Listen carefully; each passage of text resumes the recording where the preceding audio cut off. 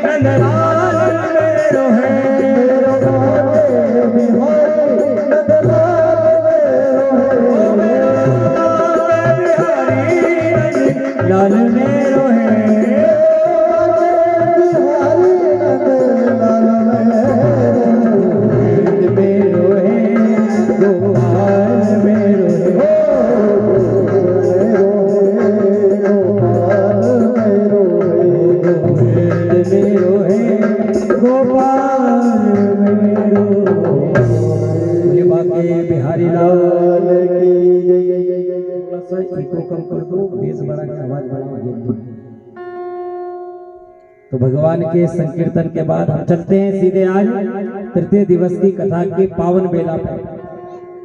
क्यों कल कथा कहाँ छोड़ी थी अपन ने? कहाँ छोड़ी थी कल? नहीं मालूम, कहीं नहीं मालूम। वो आगे पाठ ने पीछे सपाट भूल गया। थोड़ी आवाज बढ़ाओ तो बढ़ाओ। कल हमने सुंदर भगवान शंकर का विवाह किया था, विवाह उत्सव मनाया था। एक जगह हमने पूछी कि क्यों कल कथा का छुट्टी थी, तो एक माता जी ने जवाब दिया, पंडित जी नमा पार्वती पते हर हर महादेव पे छुट्टी थी कथा। आखिरी में वही हो कि वही कथा छुट्टी थी। तो ऐसा नहीं है महाराज, आप बैठे हो किस लिए बैठे हो, कभी भी पूछ सकते हैं पलट के कि हमने 2 मिनट पहले क्या कहा। अगर आप बता दो तो हाँ आप कथा सुन रहे हो, और नहीं बताओगे तो इन्हें उन्हें टेगड़ा देखबा मेरे गया, अपन कथा सुनी नहीं अपन। और हम भी चाहते हैं महाराज कि जो सुना के जाए वो आपको याद रहे, ताकि आप आने वाले 10 साल में भी बोलो कि फलाना महाराज आया था, उनने एक बात की थी और वो बात आज भी याद है और जीवन में सीख की तरह उतार ली मैंने वो बात। अगर एक भी बात आपके पल्ले पड़ गई और वो आपके जीवन में उतर गई तो आपके जीवन में भी उद्धार हो जाएगा महाराज। बोलो बाके बिहारी लाल की। तो आज सीधे कथा में प्रवेश करते हैं।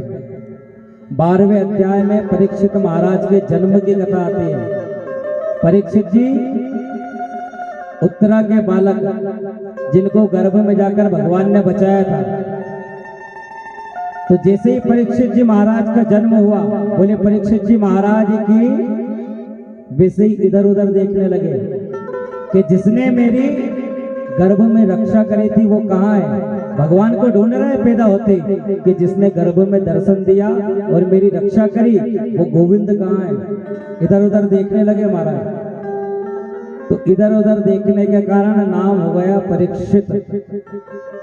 युधिष्ठिर ने पूछा एक दिन ब्राह्मणों से कि बालक कैसा होगा, तो ब्राह्मणों ने कहा कि बालक बहुत ही धर्मात्मा होगा, लेकिन इसकी मृत्यु में थोड़ा संशय है कि कैसे, कि इसकी मृत्यु होगी सांप के काटने से, सर्पदंश से होगी इसकी मृत्यु। युधिष्ठिर जी घबरा गए कि सांप के काटने से मृत्यु। युधिष्ठिर जी ने कहा तो क्या होगा फिर, कि उपाय कुछ नहीं महाराज, लेकिन आपका पुत्र जो है धर्मात्मा होगा और ये कुल का उद्धार करने वाला होगा। सर्पदंश से इसकी मृत्यु तो होगी, लेकिन ये 7 दिन में मोक्ष को भी प्राप्त कर लेगा, भगवान को भी प्राप्त कर लेगा, ऐसी गुरु की इस पर कृपा होगी। तो एक दिन कालांतर में परीक्षित जी महाराज बड़े हुए। बड़े होने के बाद एक दिन राजपाट जब संभालने लगे तो देखने लगे कि घूम कर देखा जाए नगर में क्या चल रहा है। तो एक जगह जाकर देखा तो नदी के किनारे एक काला पुरुष गाय और बैल को बांधकर मार रहा था। वो पुरुष और नहीं है, वो पुरुष ही है कलयुग। परीक्षित जी महाराज गए और देखा तो गौ माता जो है, गौ माता का स्वरूप गौ माता है पृथ्वी, और बैल जो है वो है धर्म। पहले धर्म के 4 पैर थे, बैल के 4 पैर होते हैं ना, धर्म के 4 पैर थे, दान, दया, पवित्रता और सत्य महाराज। लेकिन सत्य भी नहीं रहा आज, कलयुग में है सत्य, बात बात पे तो अपन झूठ बोलना। कोई को फोन आया कहाँ है, घर में बैठे तो भी कहता खेत पे है यार। ये हो गया महाराज, सत्य गया, पवित्रता बची नहीं है। एक डिस्पोजल डालियो, यो पी लियो, पंडित जी के भी पिला तो वही डाल के ना पंडित जी के दे देगा, पवित्रता बची क्या। कलयुग में पवित्रता भी गई। और तीसरा था महाराज दया। दया कोई में नहीं है, गौ माता के भी डंडा से खाल उधड़ दे मार मार के महाराज, तो दया भी नहीं है। एकमात्र पैर बचा है धर्म का, जिसपे धर्म टिका है, और वो पैर क्या है, वो है दान। ये जितने कथा भागवत होती है ना, जितने यज्ञ होते हैं, ये बस वही धर्म का पैर है, जिसे दान कहते हैं, उसकी वजह से हो रही है महाराज। और बैल एक ही पैर पे खड़ा है, 3 पैर उसके कटे हैं। तो परीक्षित जी महाराज पूछते हैं कि काले पुरुष से तो कौन है और क्यों इस प्रकार इनको यातना दे रहा। कलयुग कहता है कि मैं कलयुग हूं और अब मेरा आगमन आने वाला है धीरे धीरे, क्योंकि महाराज 3 युग बीत गए, अब मेरा समय आने वाला है, तो मुझे स्थान दो। परीक्षित ने कहा कि हम तुझे अपने राज्य में स्थान नहीं देंगे। तो कलयुग ने कहा कि तुझमें सारे अवगुण ही अवगुण है, अगर एक गुण भी हो तो बता। तो कलयुग ने कहा कि प्रभु मैं मानता हूँ मुझमें लाख अवगुण है, मैं मानता हूँ मैं चोरी करूंगा, मैं चोरी करना सिखाऊंगा, वेश्यावृत्ति, जुए, मदिरे सब मेरे ही इसमें युग में होंगे, लेकिन एक मेरे में बहुत बड़ा गुण भी है कि कैसा, तो कलयुग कह रहा है, अरे कलियुग केवल नाम आधारा,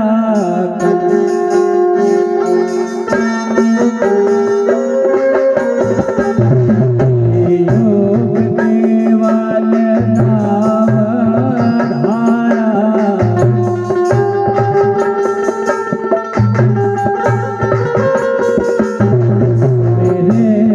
मेरे उतराए तारा।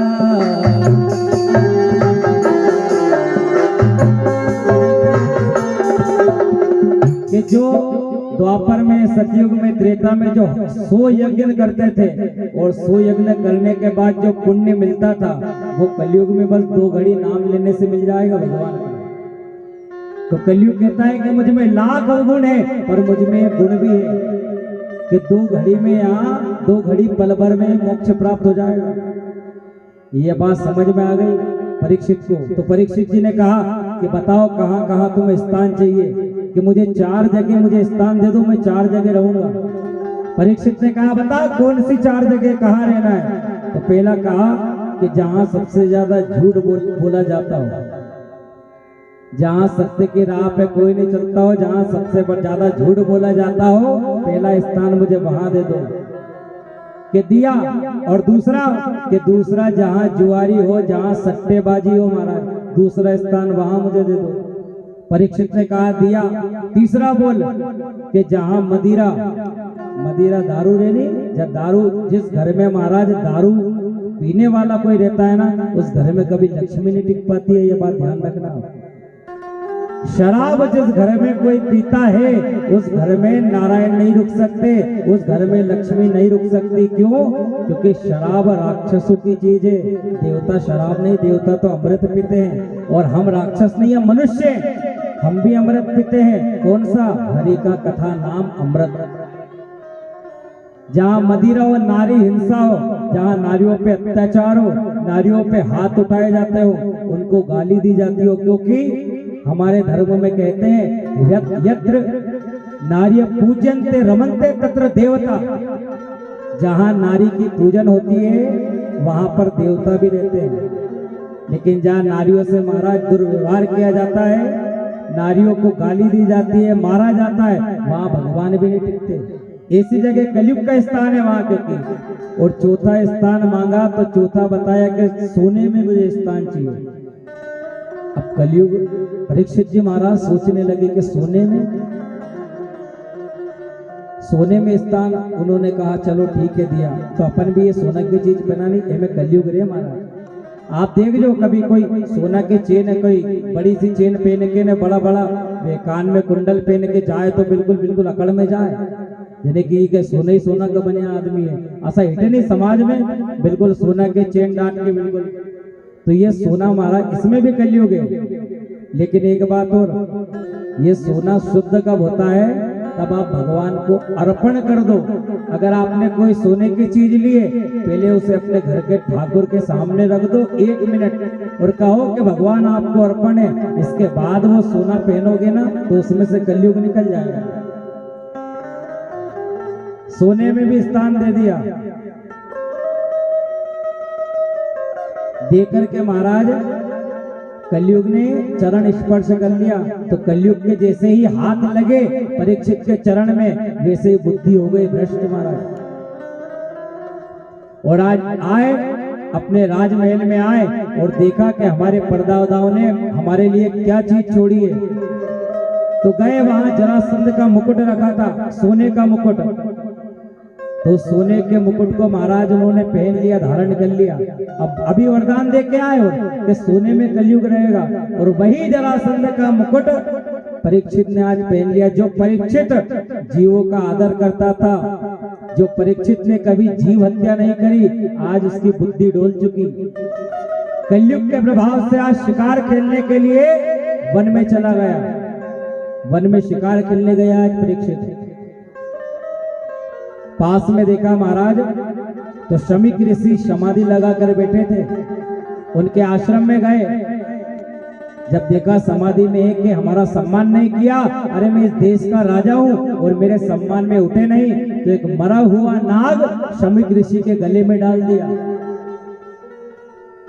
जब शमीक ऋषि के पुत्र श्रृंगी ऋषि को एक किसी ने सूचना दी कि आपके पिता के गले में मरा हुआ सर्प इस राजा परीक्षित ने डाल दिया, तब श्रृंगी ऋषि क्रोध में आ गए, नदी सरोवर से जल लिया और कह दिया, श्राप दे दिया कि परीक्षित, जिस सर्प को तूने मेरे पिता के गले में डाला है वही तक्षक नाग आज से 7 दिन बाद तुझे दंश करेगा और तेरी मृत्यु हो जाएगी।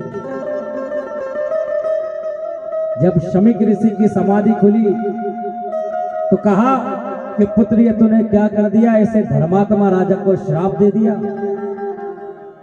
अब इधर परीक्षित को सूचना मिली कि श्रृंगी ऋषि का श्राप है महाराज, विफल नहीं होगा, अब 7 दिन में मरने का। ऐसा भगवान के बनाए संसार में ये ऐसे पहले व्यक्ति हुए जिन्होंने अपनी मृत्यु का पता था, जिन्हें कि मेरी मृत्यु होगी तो 7 दिन बाद ही होगी, इससे पहले मुझे कोई मार ही नहीं सकता। क्यों? क्योंकि श्राप लगाया ऋषि का। क्या किया जाए महाराज? महात्माओं के पास गए तो महात्माओं ने कहा, परीक्षित 7 दिन में मुक्ति, हम ये उपाय नहीं जानते, काम करो। हम सब में बड़े बड़े संतों ने कहा कि परीक्षित एक काम करो, आप जाओ सुखदेव जी के पास, वो परम ज्ञानी है, इसलिए सुखदेव जी के पास जाओ, वही तुम्हें मुक्ति का कोई उपाय बताएंगे 7 दिन में।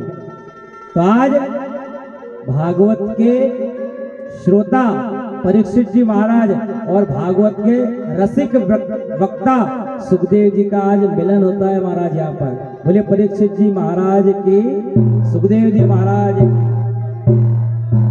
आज दोनों मिलते हैं और सुखदेव जी महाराज भागवत कथा का पाठ करा रहे हैं और परीक्षित बार बार व्याकुल कह रहे हैं कि प्रभु 7 दिन बाद मेरी मुक्ति होगी या नहीं, संशय में है और बार बार प्रार्थना कर रहे हैं, अरे मारो बेड़ो पार लगा दीजो, ये हमारा सतगुरु जी भगवान, मारो बेड़ो पार लगा दीजो सतगुरु महाराज, मारो बेड़ो पार लगा दीजो सतगुरु जी भगवान, मारो बेड़ो पार लगा दीजो सतगुरु महाराज, हरि सतगुरु महाराज हमारा ज्ञान गुरु महाराज, सतगुरु महाराज हमारा ज्ञान गुरु महाराज, सतगुरु जी महाराज हमारा ज्ञान गुरु महाराज, सतगुरु महाराज हमारा ज्ञान गुरु महाराज, पार लगा दीजो सतगुरु जी महाराज, पार लगा दीजो सतगुरु महाराज। जय हो। और के साथ मीठी मीठी ताली बजाते हुए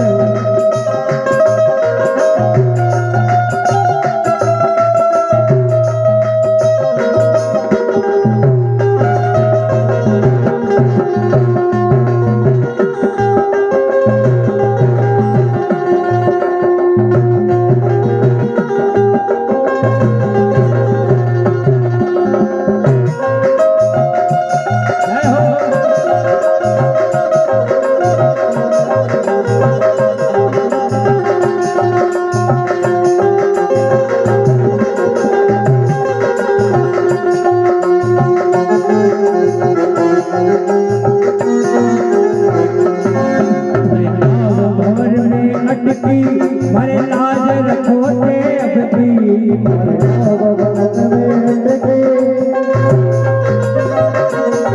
हरे नाम हे प्रभु गुरुदेव, ये जो मेरी नाव है ना, ये 7 दिन के जो भंवर है इसमें अटक गई है, अब लाज रखना और नाव को बचाना आपकी जवाबदारी है। हे हमारी नाव भंवर में अटकी, अब लाज बचाओ सबकी, नाव भंवर में अटकी, अब लाज बचाओ सबकी, हरि नाम भंवर में अटकी, ये लाज बचाओ जी सबकी, हरि नाव भंवर में अटकी, अब लाज बचाओ सबकी। हे बच क्या नेरा दिखा दीजो सतगुरु जी महाराज। और बेड़ों पार लगा दीजो सतगुरु महाराज।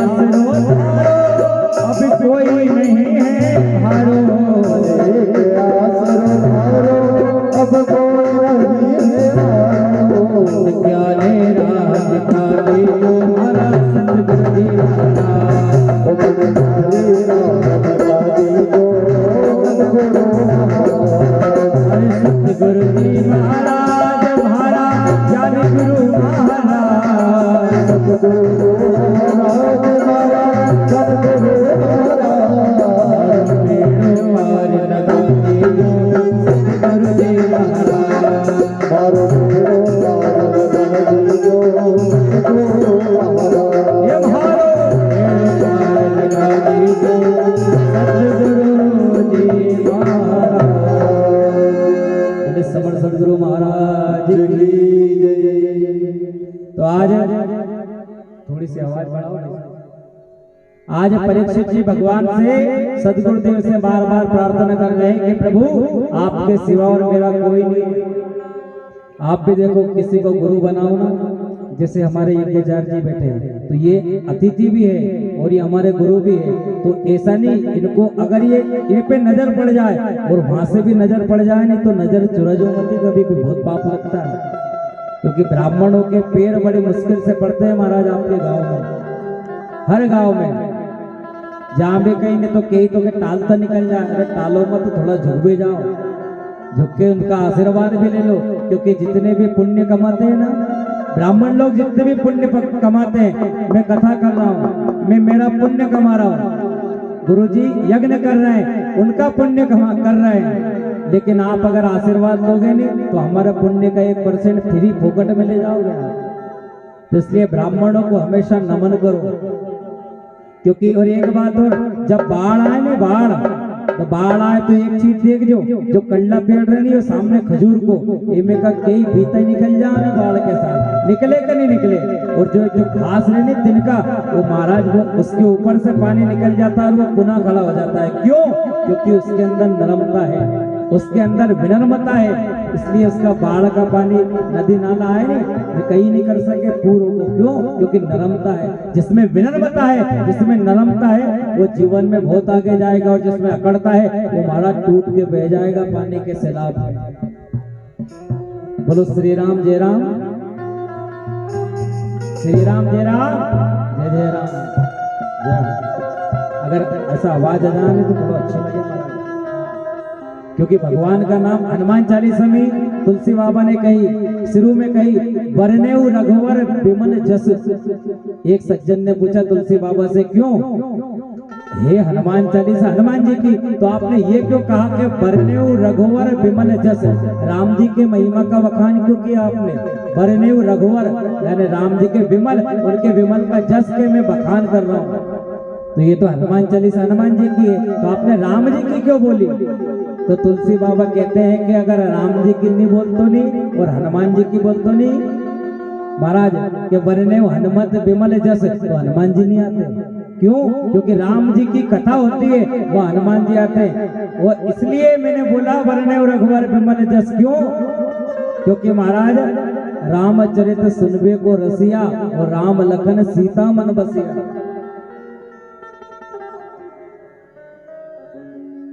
तो कहा महाराज ये तो ठीक है, फिर आपने एक जगह कहा निज मन मुकुर सुधार, ये क्यों कहा? तो ये इसलिए कहा वरदेव रघुवर, ये हनुमान चालीसा का पहला है, श्री गुरु चरण इसके बाद गए महाराज निज मन मुकुर सुधार। ये क्यों कहा कि पहले अपने मन को सुधारो, पहले अपने मन में द्वेष कपट छल भाव का त्याग करो, फिर राम जी आएंगे, और राम जी के बाद फिर साथ में हनुमान जी आएंगे। और राम जी कौन है? राम जी धागा है, और धागे का कोई पार नहीं है, कितने भी मोती पिरो लो। किसी ने कहा कि राम जी को धागा क्यों कहा? राम जी को मोती भी कह सकते तुलसीदास जी महाराज। तो कहा कि मोती में छेद होता है, और राम जी बिना छेद के है महाराज, निष्कपट है राम जी। चंद्रमा में भी दाग होता है, घटता बढ़ता रहता है, लेकिन रामचंद्र बिना दाग के है महाराज। और तुलसीदास जी कहते हैं कि इसलिए मैंने, अगर हनुमान जी का ही लिखता मैं हनुमान चालीसा में, तो हनुमान जी नहीं आता। राम जी की महिमा का बखान किया तो हनुमान जी आए।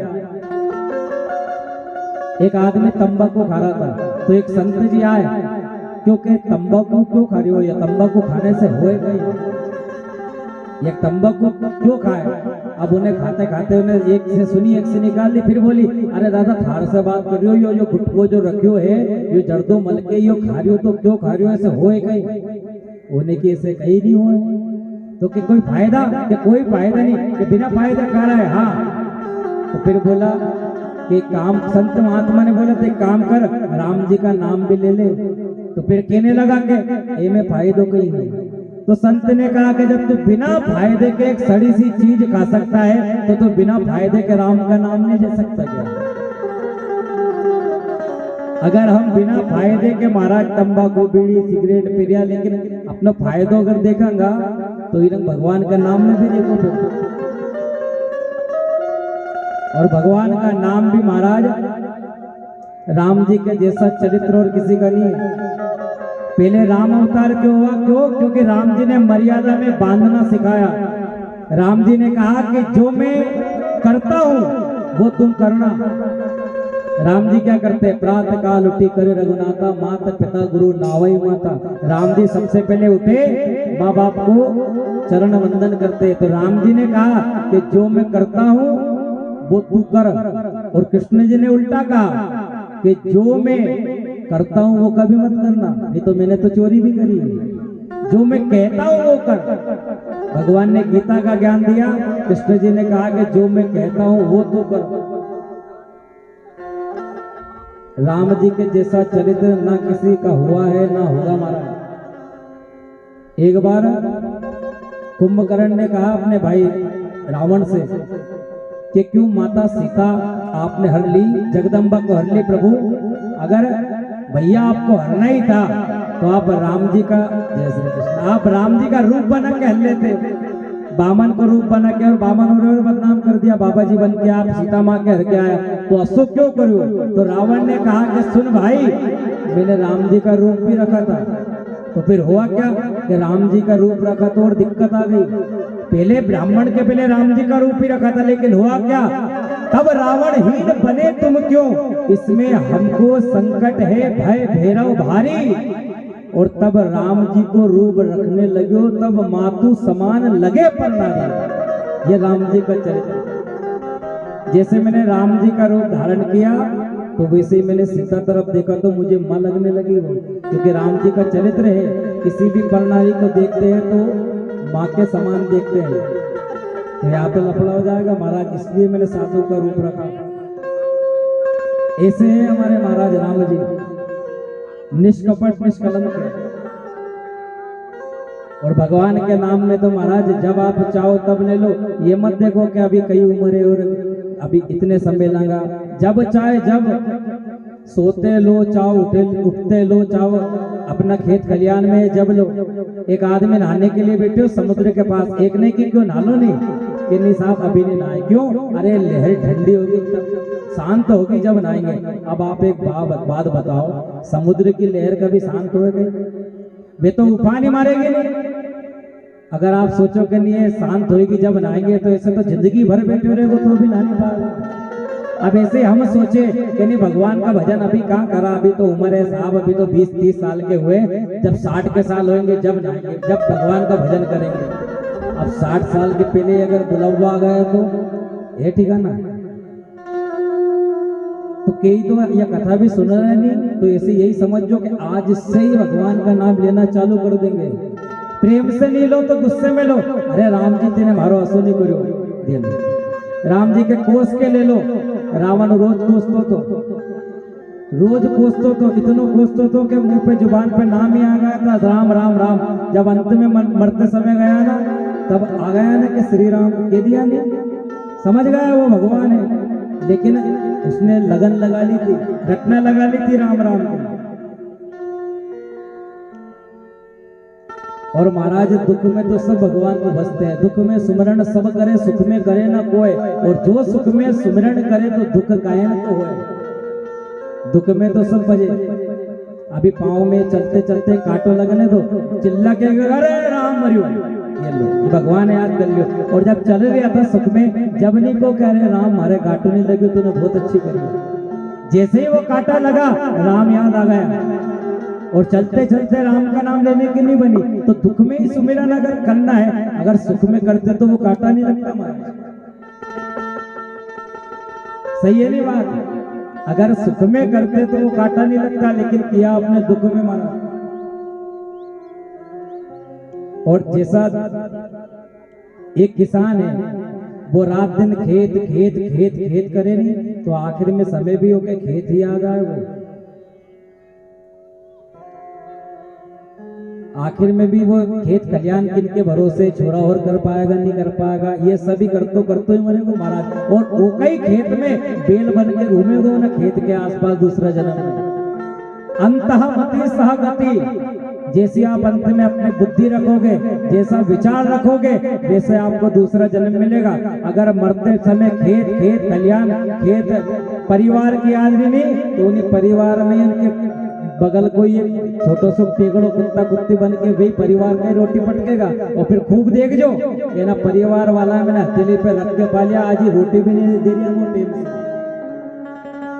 जैसा विचार कर, एक सुनार था, दिन भर सोना सोना सोना सोना करता था। एक दिन तबीयत बेकार हो गई, बुखार चढ़ गई, डॉक्टर आयो, डॉक्टर ने देखो बुखार चेक करके तो 105 डिग्री। डॉक्टर ने किया, अरे सोनी जी 105। इतना में वो सोनी जी मरने की हालत में तो बिल्कुल वो यूं कहने लगे कि बेटा इधर आ, बेच दे बेच दे। अब ओके तो 105 नहीं, डॉक्टर ने की थी 105 डिग्री बुखार, और ओके लगे 105 को भाव है। तो सुनारे बोले हमने 80 का में लियो, तो एक काम कर बेच दे तो जिंदगी भर सोना सोना करता रहा, और आखिर में मरने के बाद ये सोना किया हमारा। और भगवान की माया ऐसी है कि इससे कोई बच नहीं पाया। नारद जैसे भी नहीं बच पाए इससे। नारद जी ने भी एक बार भगवान काम पर विजय प्राप्त कर ली, काम पर विजय प्राप्त कर ली। भगवान के भक्त नारद शंकर जी के पास गए और कहने लगे, बाबा एक बात बोलूं अगर कोई से कोई तो। शंकर जी ने बोली कि बोलो नारद। कि बाबा मैंने कामदेव पे विजय प्राप्त कर ली है। शंकर जी ने सोचा कि नारद विष्णु का भगवान का इतना भक्त, और इसके अंदर भी महाराज अहंकार आ गया।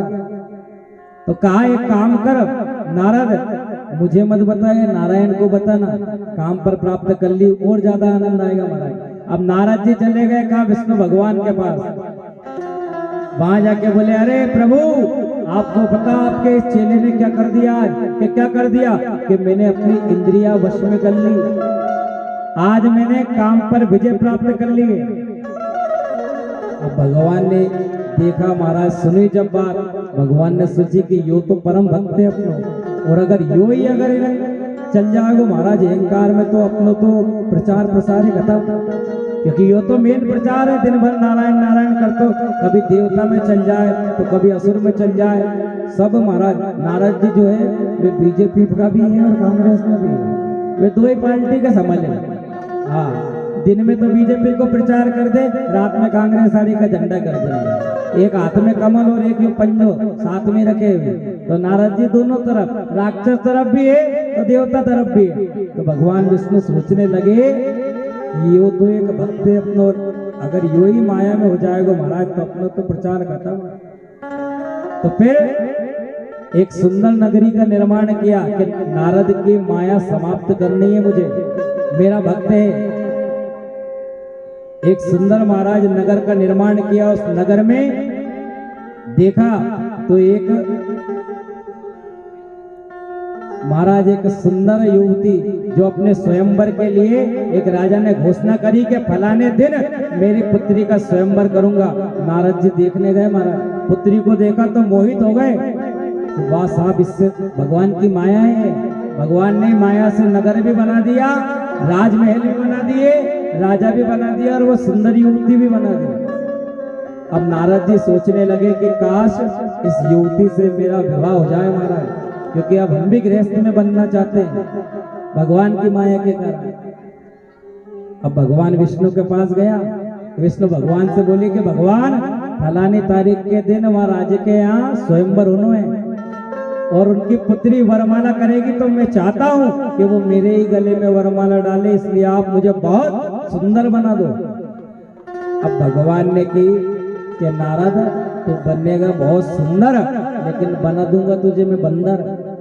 तो भगवान ने ऐसा ही किया, बंदर जैसा नारद जी का मुंह बना दिया महाराज।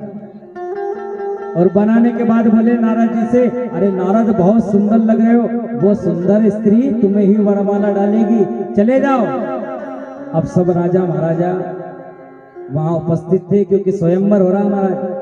वो कन्या वरमाला लेके आई तो नारद जी आगे आगे खड़ा नहीं होया लाइन में, क्या आगे आगे खड़ा हुआ नहीं तो एक साथ डाल देगी, भारी डाल देगी पहला, और पूरे यकीन तो कि डालेगी अपने ही वरमाला, क्योंकि अपन ही सबसे सुंदर और कोई सुंदर लग नहीं रही अपन में। तो सबसे आगे खड़ा नहीं हुआ, बीच में खड़ा हुआ। क्यों कि पहला हो राजा वर के पास से मना करेगी नहीं तो और ज्यादा मजा आएगा। इन्हें मना करती जाएगी और फिर आएगा मारो नंबर, और जब मारे डालेगी तो आधा तो ही दुखी होएगा और आधा ही दुखी होएगा, और अपन मस्त चकाचक बीच में खड़े हुए। अब वरमाला लेके चलिए सुंदरी। तो महाराज एक को जैसे ही एक के आगे बढ़ी, एक को छोड़ा, नारद जी बहुत खुश हो गए कि देखो ये तो मेरे लिए ही आई है। जय हो, धन्य हो भगवान, आप ये आपने चमत्कार कर दिया। आप देखना सीधी गाड़ी इधर ही रुकेगी। 2 को छोड़ा, 3 को छोड़ा, 5वें 6वें पे नारद जी खड़े थे, 5 को छोड़ा। जैसे नारद जी के पास आए तो नारद जी ऊपर नहीं देखे, नारद जी शर्मा के नीचे देखे। अब नारद जी ने आंख बंद कर ली, नीचे शर्मा लिया। देर हो गई तो देखने लगे कब तक वरमाला नहीं डाली। अब नारद जी ने सोची कि समय भी हो गया लेकिन वरमाला क्यों नहीं डाली अब तक। पलट के देखने लगे, महाराज नारद जी को भी छोड़ दिया और आगे जाके एक तरफ मेरे नारायण खड़े थे गोविंद, सीधे जाके गोविंद के गले में वरमाला डाल दी। बोले वाके बिहारी लाल की। अब नारद जी सोच में पड़ गया कि सुंदर तो मैं, फिर ये कहां से आ गया और इनने इनकी तुकतान कहां से बिड़ा ली। महाराज बात तो अपनी हुई थी।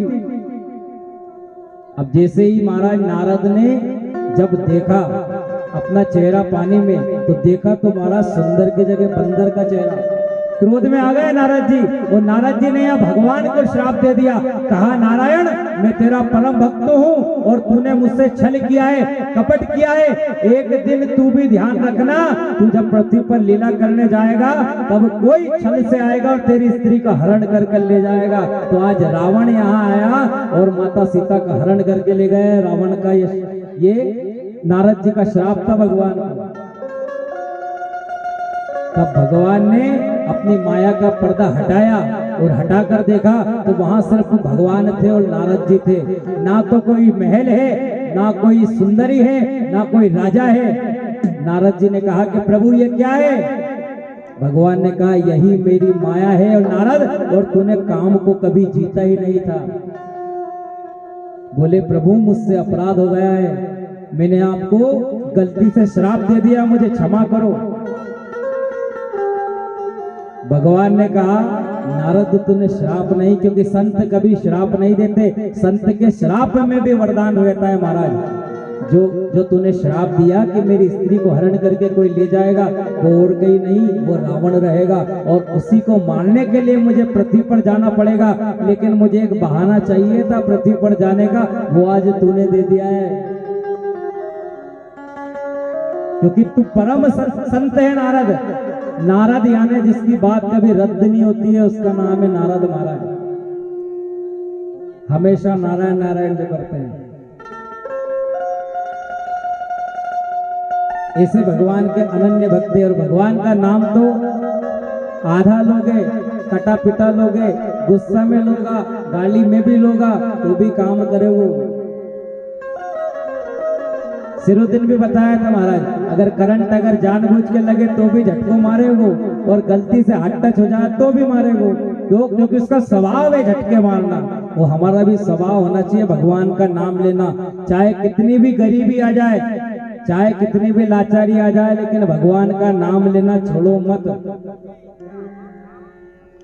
एक सज्जन थे, वो महाराज कभी किसी कथा में नहीं गए, तो उनकी स्त्री ने कहा एक काम करो, भागवत कथा चल रही है, भागवत कथा सुनियाओ अपने गांव में।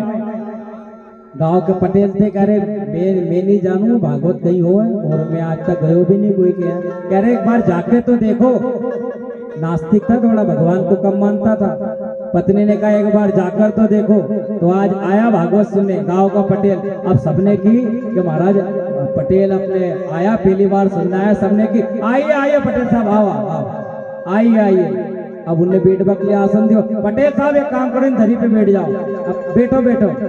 अब आइए आइए बोली और बैठिए बैठिए।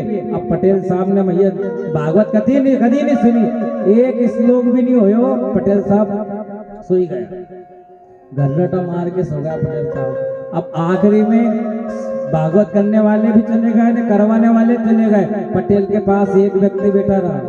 कौन? जे की दरी पे लूटे था वो, कि कम से कम दादा जा तो जा पर हमारी दरी तो दे। उन्हें जैसे तैसे हिम्मत करे पटेल साहब उठो नहीं कि कहीं कि भागवत खत्म हो गई, जाइए जाइए। तो उसे दरी ले ली, उन्हें पहुंचाया। ये आया श्याम के पत्नी ने पूछी क्यों भागवत सुन ली? क्या सुन ली? कि कहीं सुनी? ये सुनी कि आइए आइए बैठिए बैठिए और जाइए। अब यही सुनी उनने तो कोई, क्योंकि सो गया था वे तो। अब पत्नी ने सोची कि चलो आइए आइए बैठिए बैठिए जाइए, यही भगवान का मंत्र समझ लो। तो पत्नी ने कहा हाँ ये भी सही है, ये भगवान का नाम है, आप इसी की माला करो।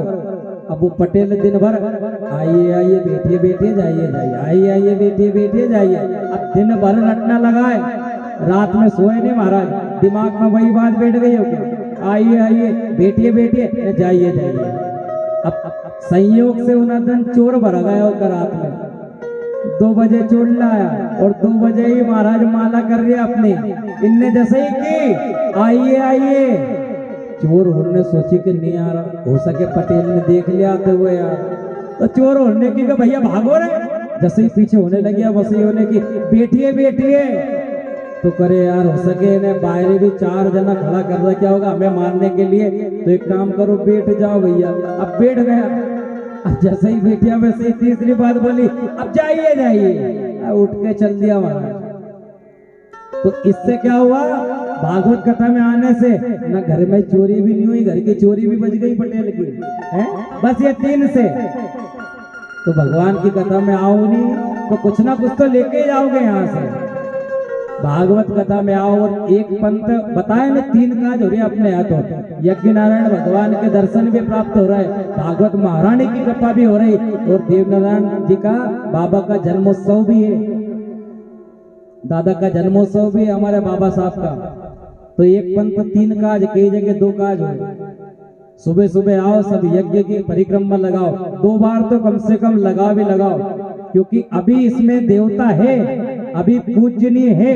अभी भागवत हो जान दो, यज्ञ हो जान दो, एक बाद पुनः आएगो परिक्रमा लगाने। क्यों? क्योंकि देवता नहीं रहेंगे यहाँ, विसर्जन हो जाएगा देवताओं का। अभी आह्वान है, यज्ञ मंडप में देवता है, तो इसकी सुबह नहाने के बाद परिक्रमा लगाया करो महाराज,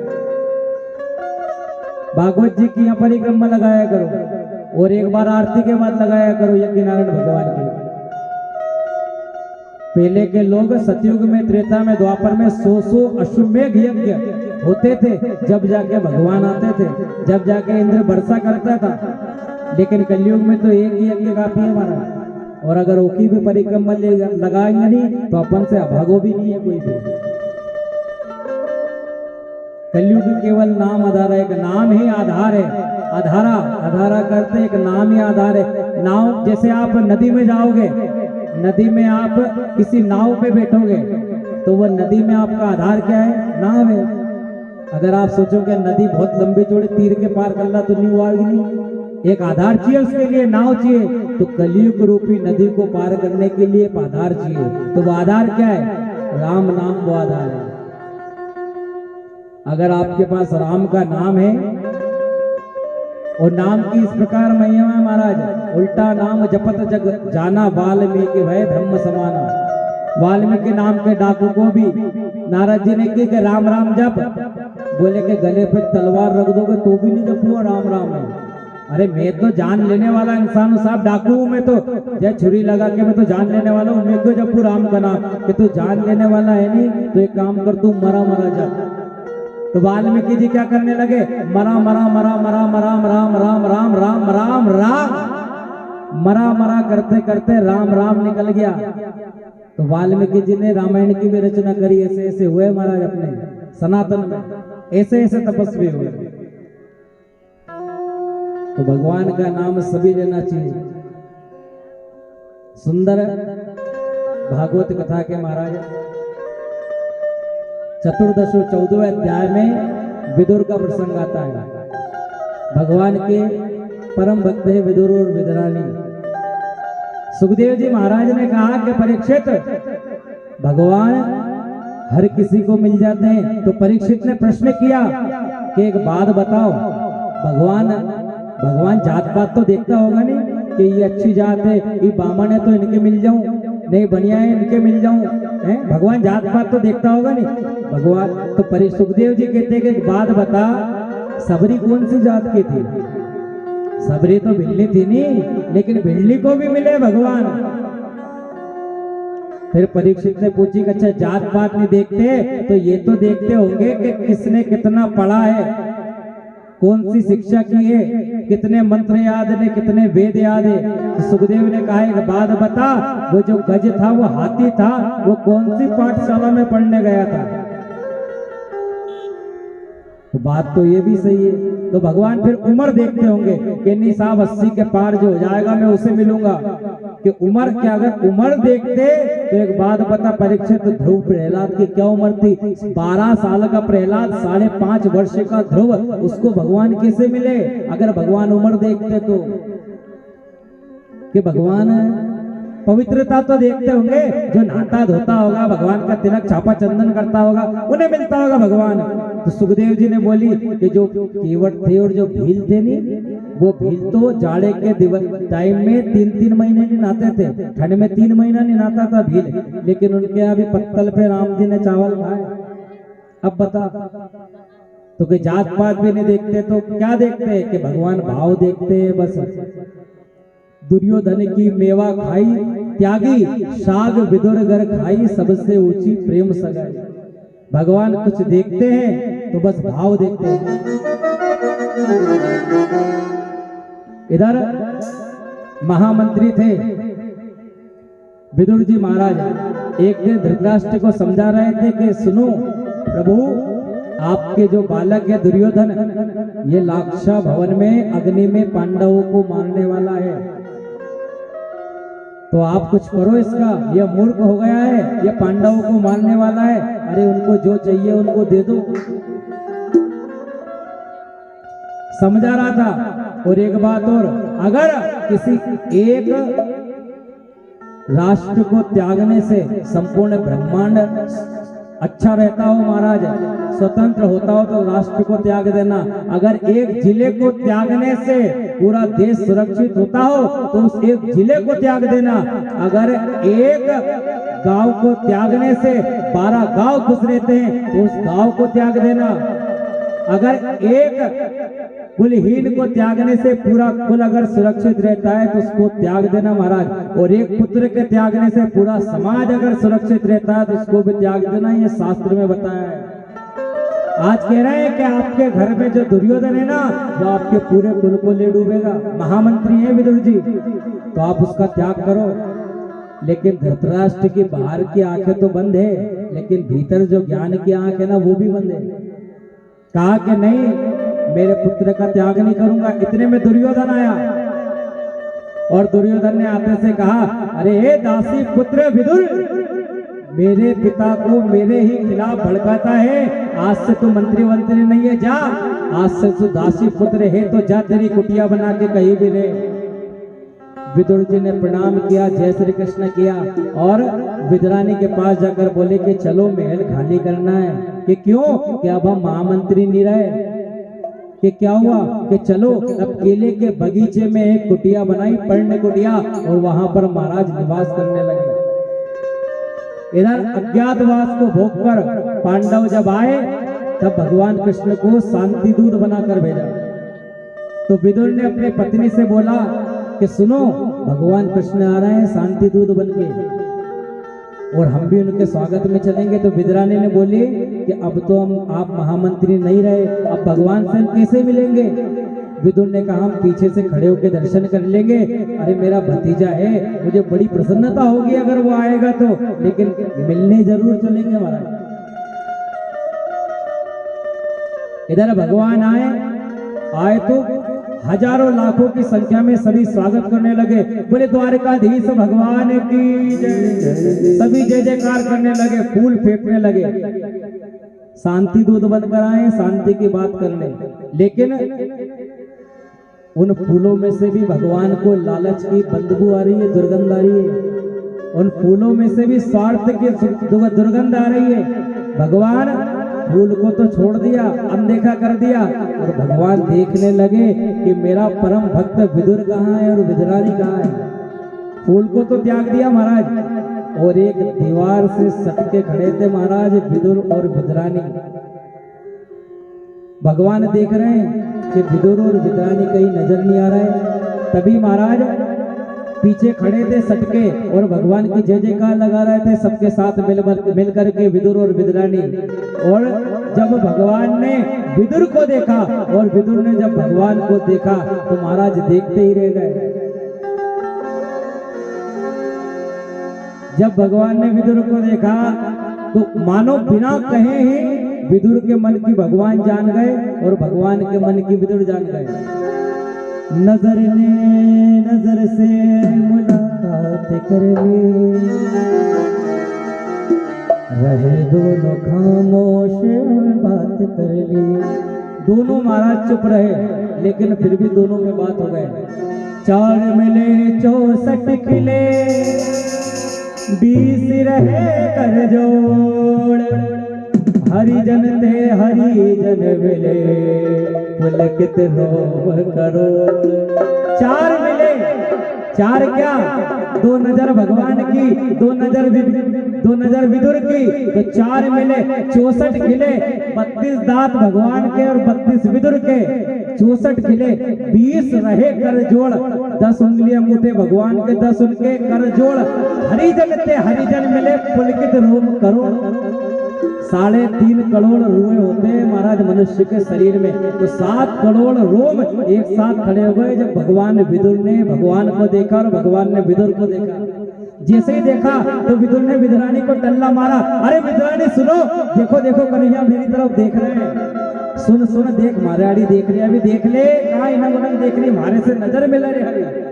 विदुरानी ने बोली, कहाँ, मुझे तो नहीं दिख रहा है। अरे सामने देख। इधर भगवान ने इशारे में कह दिया कि विदुर आऊंगा मैं तेरे यहाँ भोजन करने। इतने में फिर विदुर जी बोले विदुरानी से, सुन, बोल दिए उन्होंने, क्या बोल दी, आएंगे भोजन करने आएंगे। और देख अगर बोली है नहीं तो वो समय का पक्का है, वो आएगा जरूर आएगा। तो एक काम कर, तू घर जा, बढ़िया गाय के गोबर से लेपन कर, बढ़िया बढ़िया स्वादिष्ट पकवान बना, वो आएगा जरूर आएगा। मैं भी जाता हूँ और देखता हूँ वहां कौरवों के भाग्य का फैसला क्या होता है। तो विदुर जी महाराज भगवान पहुंचे शांति दूत बनकर। वहां कर्ण विकर्ण अश्वत्थामा दुशासन दुर्योधन भीष्म पितामह द्रोणाचार्य कृपाचार्य सबने स्वागत किया।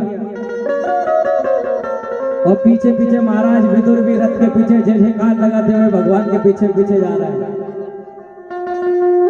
शांति दूत बनकर आए तो दुर्योधन ने कहा कि मैं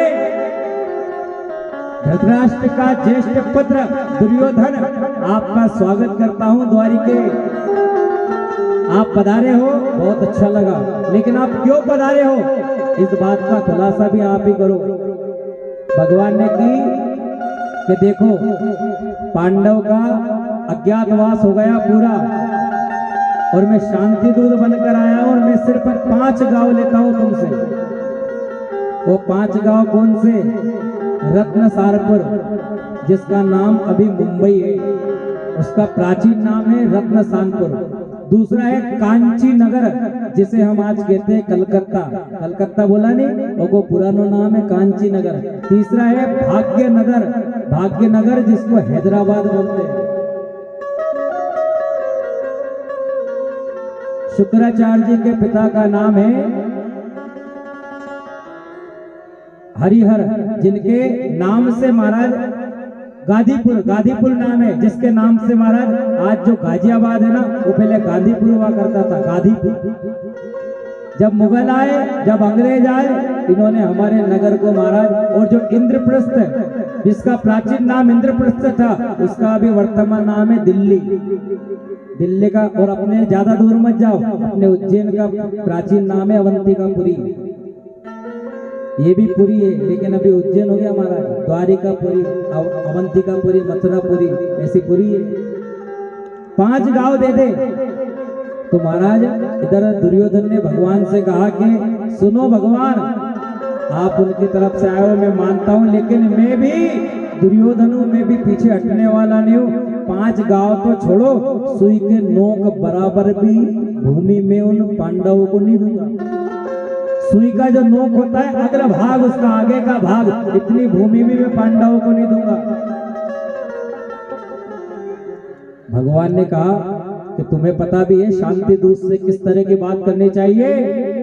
तब महाराज धृतराष्ट्र जी बीच में आ गए। धृतराष्ट्र ने सोचा कि अगर ये पांडवों की तरफ हो गए द्वारिकाधीश, तो हमारा तो खेल चौपट है। महाराज इसलिए कहा दुर्योधन को ललकारते हुए, अरे मूर्ख हो गया है क्या, इस तरह शांति दूत से बात करते हैं, ये हमारे मेहमान है, अतिथि है, प्रेम से बात कर। अब जैसे ही बोला और धीरे से कहा, अगर ये पांडव तरफ हो गए तो लेने के देने पड़ जाएंगे महाराज। तो दुर्योधन धीरे से बोलता है भगवान से, द्वारिकाधीश में तो मुझे क्षमा कर दो, अपन मुंह से बोल देते हैं, लेकिन दिल के बहुत साफ है। अपन देखो मुंह से कुछ भी बोल देते हैं, लेकिन दिल के बहुत साफ है। अच्छा, कुछ लोग ऐसे होते भी हैं जो कुछ भी अनाप शनाप बोल दे, लेकिन फिर बोले नहीं साहब, अपन दिल के बहुत साफ है। अरे अगर दिल के साफ होते तो कुछ बोलते ही नहीं महाराज, क्योंकि अंदर घड़े में विष भरा है ना, तो बाहर भी विष ही निकलेगा। जो मुंह पे अगर कटु बोल देता है वो सही रहता है महाराज, लेकिन महाराज मुंह पे जो ज्यादा मीठा होता है वो अपना नाश कराता है, और मीठी बोली के कारण ही तोता पिंजरे में आता है। आता है नहीं आता है?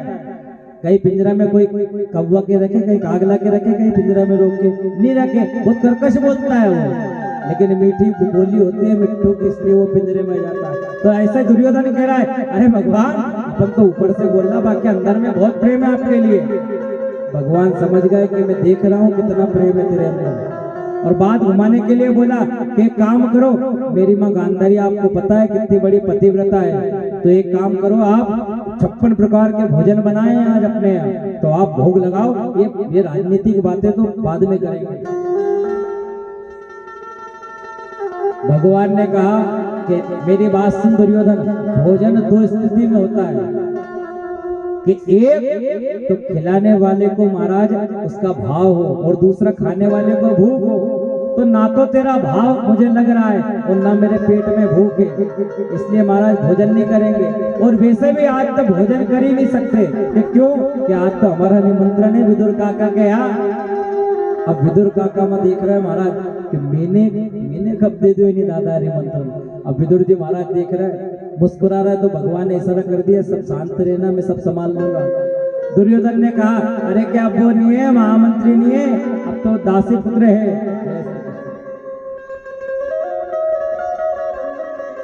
एक बार जोरदार करता ध्वनि से ताली बजा दे हमारे भैया के लिए।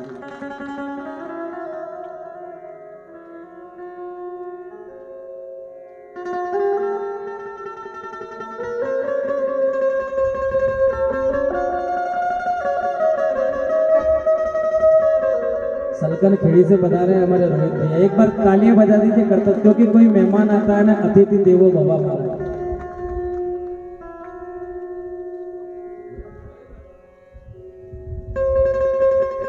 कहा कि विदुर आज निमंत्रण आपके आए, तो विदुर ने कहा कि महाराज निमंत्रण मेरे यहाँ भगवान ने की, कुछ मत बोल। दुर्योधन बोलने लगा महामंत्री नहीं है, आप सोचोगे महामंत्री है तो दासी पुत्र होगा, कहीं खिलाएगा आप, उनके खुद के खाने का ठिकाना नहीं। इतने में और दुर्योधन बोला कि क्यों निमंत्रण कब दे दिया? कि मैं चिट्ठी आ गई थी द्वारिका में कि जब भी आओ नहीं हस्तिनापुर तो सबसे पहले अपने ही जिम्बा जो पहले ही चिट्ठी आ गई थी महाराज। तो आज भगवान विदुर का कहते हैं अच्छा भोजन भी वहां करो जहां आपको लगे कि भाव है। कहीं आप जाओ नहीं जिम्बा अपना समाज में रिश्तेदारी में, तो कब तक रुकना चाहिए? जब तक के सब्जी बदलती रहे तब तक ही रुक जाओ। पहला दिन रुकया रोटी खाई, पहला दिन गया तो तुम्हारे बढ़िया दाल बाफलिया बनाया। फिर दूसरा दिन रुकया, दूसरा दिन बढ़िया तुम्हारे पूड़ी ने आलू की सब्जी बना दी। और तीसरा दिन रुकया तो तीसरा दिन तुम्हारे पराठा बना दिया। और चौथा दिन में तुम्हें रोटी आना चालू हो गई, नहीं समझ जा जो अब यहाँ से चल दो। हकीकत बात है। कब तक रुको? जब तक सब्जी बदलती रे, जब रोटी आ जाए और दाल आ जाए और वह भी फीकी फट, समझ जा जो कि अब इनको भाव नहीं है, चली देना महाराज खूटी टांग के वहां से। एक पंडित जी के यजमान के आ गए, तो पंडित जी यजमान के आ गए। यजमान बहुत महाराज ऐसा था बिल्कुल के पूछो ही मत, बिल्कुल खरो खट्ट तो यजमान। माँ गए उन्होंने क्या कहनी साहब आज बहुत दिनों बाद आए पंडित जी, आओ भोजन करेंगे। भोजन के लिए सुबह सुबह पूछा था, नीला धुला के उन्हें भोजन कराया महाराज। अब उन्हें भोजन कराया, अब उनने सोची कि पंडित जी जाएगा, उनने थाली वाली भी सब लगा के कंप्लीट रखी कि जाएगा तिलक करके 10 रुपए देके विदा कर देगा। अब पंडित जी क्या आ गई नींद रोटी खाने के बाद, अभी टेंशन में आ गया। कह रहे पंडित जी ने रोटी खा ली और रोटी खा के सो गया कि चलो कोई बात नहीं, शाम के ने पूछा था आराम से। अब शाम के भी हो पंडित जी उठे 6-7 बजे कि अब तो रात हो गई और हमारे गांव पे जाना और वहाँ बस नहीं मिलेगी, तो एक काम करो आज और ये रुक जाओ। तो उन्हें पत्थर रख के कलेजा पे कि आज और रोटी बनाओ रे दाल बाबा, आज और बनाया पंडित जी के खिला दिया। अब महाराज दूसरा दिन पंडित जी ने सोची कि यहाँ से जाने में 2 घंटे को रास्ता है, 10 बजे आज निकलूँ 12-1 बजे कहाँ पहुँचूंगा, कहाँ घर जाके रोटी खाऊंगा, भूख और मर जाऊंगा। तो कि अब महाराज वो यजमान भी बहुत सारा था। यजमान ने सोची अपने पुत्र से कह दी कि सुन रहे अब एक काम कर दे कि पंडित जी जैसे ही 10 बजे नहीं वैसे ही तू पूछने आ जाए कि कहीं रोटी आपके परसता के थोड़ी देर से परस सकता। अब महाराज जैसे ही 10 बजी वैसे ही छोटो सा छोरो आया, वही पंडित जी था और यजमान भी था। पूछने आया क्यों बा कि हाँ कि रोटी अभी परसा के टाइम है। तो वो एक ही बात बोली उसने, जे बोली करे थारे कहीं रोटा ही दिखे कहीं नाना, काल भी रोटा खा लिया दिन में, काल राते भी रोटा ठूस लिया और यहाँ पे फिर रोटा, आज तो खिचड़ी बना दे और कहीं राक्षस है तो रोटी खाऊंगा। अब महाराज पंडित जी ने जैसे ही सुनी है बात, अब पंडित जी ने सोची कि अगर भोजन करूंगा तो मैं कौन राक्षस, इसलिए यहाँ से निकल ही। तो भोजन भी 2 स्थिति में होता है, एक अभाव में और दूसरा प्रभाव में और एक भाव में। अगर भाव नहीं है तो भोजन नहीं होता महाराज। तो भगवान ने कहा मेरा तो निमंत्रण आज विदुर के आए, तो अपन यहाँ कर ही नहीं सकते। भगवान भागे गए विदुर के यहाँ, और विदुर जी भी सभा छोड़ के निकल लिए कि मुझे जाना है, मुझे माखन लेके आना है, मुझे दही लेके आना है, मिठाई लेके आना है, फल लेके आना है। अरे कब क्या पता कब से भूखा होगा ये कन्हैया, और आगे सीधा धावा करेगा कि भूख लगी है तो कहाँ से कुछ खिलाऊंगा महाराज। अब विदुर जी तो सामान लेने गए और भगवान इधर से रथ निकाला और सीधे पहुंचे महाराज विद्रानी के घर। विद्रानी के घर पहुंचकर दरवाजा बजाया, कहा अरे ओ काकी गेट खोल काकी। विद्रानी उस समय स्नान कर रही थी, नारी थी विद्रानी। सुनी आवाज तो सुनी लग रही है। एक बार बोली अरे काकी गेट खोल रही, भूख लग रही बहुत जोर से। स्नान कर रही थी महाराज, गीले कपड़ों में गीले वस्त्रों में ही आ गई।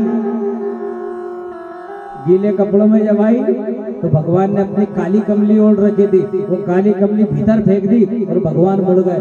वो काली कमली को ओढ़ा विद्रानी ने और कहा, अरे कन्हैया आ गया, आ गया, आ गया भैया, आजा आजा, बैठ जा बैठ जा। तो भगवान ने पेट पे हाथ रखा तो कि अरे काकी बहुत जोर की भूख लग रही हो, आज तो सुबह को ही भूख है, एक अन्न को दानों भी नहीं खाए हो, बहुत जोर से भूख लग रही। काकी ने बोली एक काम कर, तू यहाँ बैठ जा। यहाँ घबरा गई एकदम, भगवान आया तो, अरे सुन यहाँ मत बैठ, यहाँ बैठ जा, यह वाली अच्छी जगह है। अरे यहाँ नहीं है, मैंने अभी लीपा नहीं है, तू एक काम कर यहाँ बैठ। भगवान ने कहा, अरे घुमा क्यों रही है पूरे घर में, कहीं बिठा भी तो सही। कि रुक रुक अभी मैं पटिया लेके आऊं, पाटला लेके आऊं। तो पाटले को भी उल्टा कर दिया और उल्टा करके भगवान के भाव देखो, उस उल्टे पटिए पे ही मेरा गोविंद बैठ गया।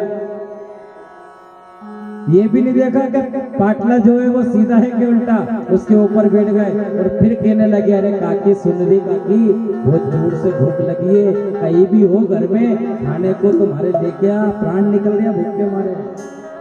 काके ने कि रुक जा, अभी गरम गरम पकवान बनाती हूँ। अरे तू कहाँ पकवान बनाए के चक्कर में पड़ी, 1 घंटा लग जाएगा पकवान बनाने में, प्राण निकल रहे भूख के मारे। एक काम कर, अभी कहीं तो दे खाने को। तब विद्रानी गई महाराज केले के बगीचे में भागी भागी और 30-40 केले लेके आई, केले लेके आई, लेकिन भगवान की तरफ देखती जा रही है विद्रानी और केले हाथ में है। तो क्या कर रही है आज विद्रानी, केले का जो गिर है उसको तो फेंकती जा रही है और केले के छिलके कन्हैया को देती जा रही है। और ठाकुर जी छिलके का भोग लगा रहे हैं, खाते जा रहे हैं। और काकी पूछ भी, क्यों कन्हैया स्वाद आया कि नहीं, अपना ताजा ताजा केला है अपना बगीचा का। तो भगवान बोलते हैं, अरे बहुत स्वाद आ रहा है, पूछ मत। खाते जा रहे हैं महाराज, केले के छिलके खा रहे हैं, 30-40 केले के छिलके खा गए बैठे बैठे भगवान। और घीर एक तरफ फेंक रही है। इतने में दरवाजे पे आवाज आई, देखे महाराज दरवाजे पे तो विदुर जी थे। विदुर जी आए, विदुर जी एकदम घबराहट में थे, बोले, अरे सुन सुन, वो कन्हैया आने वाला, तू जल्दी जा, चौका लगाया कि नहीं, तूने कुछ पकवान बनाए कि नहीं, फल का भोग लगाया कि नहीं, मिठाई लगा के लगाई कि नहीं। अरे वो आएगा अभी अभी, छाती पे चढ़ेगा आके, पेट घुमा के भूख लग रही भूख लग रही, तू जल्दी कर, कहीं करियो कि नहीं, आया कि नहीं आया। घबरा रहे थे विद्रानी की, शांत हो जाओ शांत। आएगा नहीं, आ गया, अंदर ही बैठे हैं, अंदर ही बैठे हैं महाराज। जैसे भगवान विदुर जी ने कहा, अरे अंदर बैठे हैं तो तू यहाँ क्या कर रही, चलो भीतर। भीतर गए महाराज, देखे तो 40 केले के छिलके भगवान खा चुके हैं, 40 गिर इधर पड़े केले के। एक आखिरी केले का छिलका खाने लगे, विदुर ने हाथ पकड़ दिया, अरे कन्हैया ये क्या कर रहा भैया, हे विद्रानी अकल नहीं है तुझमें, द्वारिकाधीश है भगवान है, तू केला का छिलका खिला रही, बुद्धि कहाँ गई तेरी आज। एक केले का छिलका फेंक दिया और कहा, कन्हैया अरे आप पे कहाँ इधर दुर्बुद्धि के चक्कर में पड़ गए, ये मैं मिठाई लाया हूँ, माखन मिश्री लाया हूँ, लो इनका भोग लगाओ। भगवान को दिया, अपने हाथों से खिलाया और भगवान खाया, माखन मिठाई खाई। और भगवान ने एक बात कही कि वो काका, एक बात कहूँ, बुरा ना मानो तो, कि हाँ बोल, कि काका बुरा मत मानना, लेकिन जो स्वाद मेरी काकी के छिलकों में था, तेरी मिठाई माखन में नहीं। जो स्वाद मेरी काकी के छिलकों में था ना, वो तेरे माखन में मिठाई मिश्री में है ही नहीं। क्यों? क्योंकि वो भाव से थे महाराज। भावना में अगर भाव है तो भावना बेकार है, और भावना में अगर भाव है तो भाव से बेड़ा पार भी है। भगवान के लिए अपना सर्वस्व नौचावर कर कर तो देखो, सब कुछ लुटा दो भगवान के आगे महाराज। विदुर जी खोरे खट्टे वचन सुना रहे हैं। द्रौपदी जी का जब वस्त्र हरण हो रहा था, चीर हरण, तब द्रौपदी के भगवान का तक नहीं आया। द्रौपदी ने अपनी साड़ी के दोनों पल्लू को हाथ से पकड़ा और कहा, नारायण मेरे भैया आजा। भगवान नहीं आए। जब थक गई, एक हाथ छोड़ दिया, एक हाथ ढीला कर दिया, कहा मेरे भाई अब आजा, एक हाथ से पकड़ रखा, नहीं आए भगवान। और जब दोनों हाथ छोड़ दिए, सर्वस्व समर्पण कर दिया कि अब तो आना पड़ेगा वरना तेरी बहन की लाज लुट जाएगी, तब मेरा गोविंद आया। तो भगवान कब आते हैं? जब सब कुछ नौछावर कर दो अपना। फकीरी में भी मुझको मांगने में शर्म आती है, और किसी से आगे हाथ मुझसे फैलाया नहीं जाता, किसी से उनकी मंजिल का पता पाया नहीं जाता, और जहां है वो फरिश्तों का वहां साया नहीं जाता। महाराज कबीरदास जी थे। कबीरदास जी कबीरदास कब हुए? एक बार कबीर की कुटिया में लग गई आग। कबीरदास जी माला कर रहे थे नदी किनारे, कबीरदास जी के हाथ में थी माला, और कबीर ने की कि ये कुटिया में चोर नहीं भरा जाए, कुटिया में चोरी नहीं हो जाए, खाने पीने की सामान नहीं ले जाए, तो मैं कहीं करूँगा। फिर कबीरदास सोच रहे थे, इतने में एक आया, भागा भागा। कबीरदास ने स्नान किया, लंगोट बांधी थी, एक आयो के कबीर सुन, तेरी आग लग गई तेरी कुटिया में। कबीरदास जी भागा भागा गया घबरा के, और जैसे ही धू धू कर जलती कुटिया को देखा, देख करके नाचने लग गए कुटिया के आगे। कह रहे कबीर पागल हो गया क्या? तेरी कुटिया में तो आग लग गई और तू नाच रहे हो दादा, कहीं भिंड हो गए हो कहीं। कबीर ने कहा सुनो, आज ही मैं माला कर रहा था तो मुझे ऐसा ख्याल आ रहा था कि इस कुटिया में चोर नहीं भरा जाए, लेकिन भगवान ने ये मेरी चिंता दूर कर दी, और नाचते नाचते जो लंगोट पहनी थी ने वो भी उतार के डाल दी। अरे कबीर ये क्या कर रहा है? कि एक ही भी चिंता थी, एक ही भी हेड़ों ने पैरों ने धो ने निचो ने सुखाओ, और इसमें भी मेरे माला में विघ्न होता था, आज से यह बीमारी भी नहीं। तब महाराज कबीर से कबीरदास हुए, सर्वस्व समर्पण कर दिया, तब कबीरदास हुए। अरे भला हुआ मोरी गगरी फूटी, अरे मैं तो पनिया बरन से छूटी रे, मोरे सर से टली बला, बला रे मोरे सर से टली बला।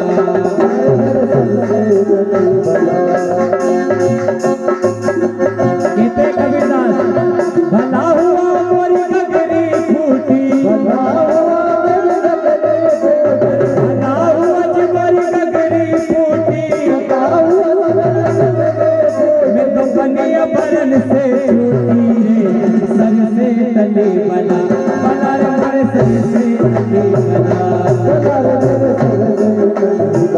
बला रे मोरे सर से तले बला, बला रे मोरे सर से तले बला। कहते अच्छा हुआ महाराज के लंगोट में गई, ये झोपड़ी में गई, सब गई, अब बस मैं हूँ, मेरी माला है और मेरा माधव है। देखो माला माधव और माया एक ही चीज है। आपके माला के बीच में और माधव के बीच में माया नहीं आनी चाहिए। अगर माला और माधव के बीच में माया आ गई ना महाराज, तो ना तो माला मिलेगी ना माधव मिलेंगे, माया में ही उलझ के रह जाओगे। इसलिए या तो माला पकड़ो तो ऐसी पकड़ो कि माधव मिल जाए, नहीं तो इनंग कर रहा माला, उनंग कई को अपने मोटरसाइकिल में महाराज एक कई मार दी, सीधे नजर उनंग गई, करे ये माला टूट गई, खंडित हो गई महाराज, कोई मतलब ही नहीं रहा आपका। माला करो तो ऐसे करो, एकाग्रचित्त होकर महाराज। अरे पावना जी लागे रे सुहावना,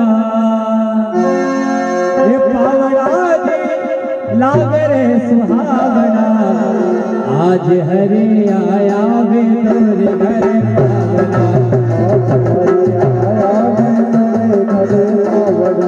आज हरे आया वे तोरे घर पावना, पावना जी लागे रे सुहावना है, पावना जी लागे रे सुहावना, सुहावना आज हरे आया वे तोरे घर पावना, आज हरे आया वे तोरे घर पावना। हमारा यजमान देव कौन का है? यजमान देवर का, यज्ञ नारायण का। बस यही काम है, यज्ञ करो ने, भोजन करो ने, फरियाद करो, यहाँ आके दिख दे देगा भजन पाठ। अरे आज हरे आया वे तोरे घर पावना, आज हरे आया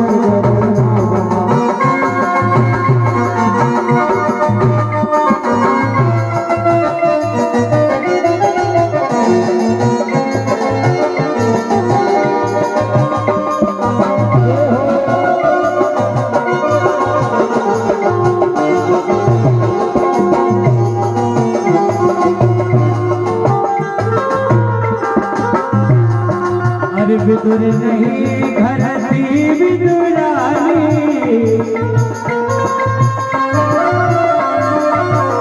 मित्र नहीं घर थी विदुरानी, मित्र नहीं घर थी विदुरानी।